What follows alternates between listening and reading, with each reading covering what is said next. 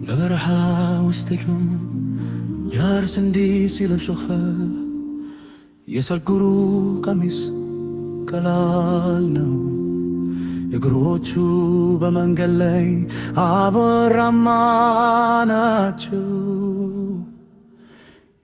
ዮርዳኖስ ወንዝ በቀስታ ይፈሳል፣ ማሳሰቢያ ሚልካል። ለጌታ መንገድ አዘጋጁ፣ መንገዶች ደማቅኑ። በምድረ በዳ የሚሰማው ጩኸት የሰዎችን ልብ ያነካል። ነፍሳት ወደ ማጠቢያ ውሃ ይመለሳሉ። ሉል በከስፍ በሚፈስ ወንዝ ውስጥ ሕይወታቸው ለማደስ ሥጋ ይፈልጋሉ። ከመላው ይሁዳ ሰዎች ለመታጠብ ይመጣሉ። የምሽት ጥላዎች ቀስ በቀስ ሕይወት ካኖሩ። የድር መንገዳችሁ የአእምሮ ሰላምን ይፈልጋል።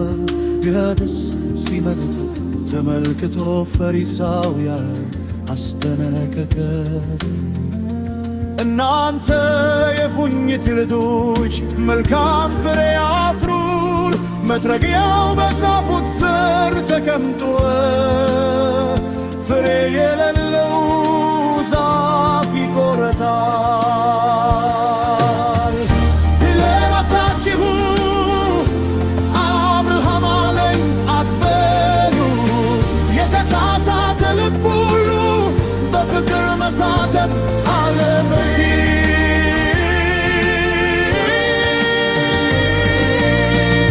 ዮሐንስ እንዲህ አላቸው፣ እኔ በውሃ አጠምቃችኋለሁ።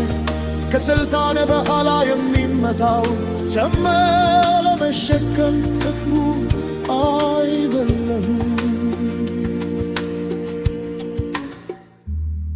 እሱ በመንፈስ ቅዱስና በእሳት ያጠምቃችኋል። ዕጣ ፈንታችንን ለማርካት የጩህ የሆነ የሚያሽከረክር መራገም ያበጀዋል። መልካሙ እህል በጎተራው ውስጥ ተሞልቷል፣ ገለባውም በእሳት ውስጥ በለተ። ልባችሁ በለስላሳ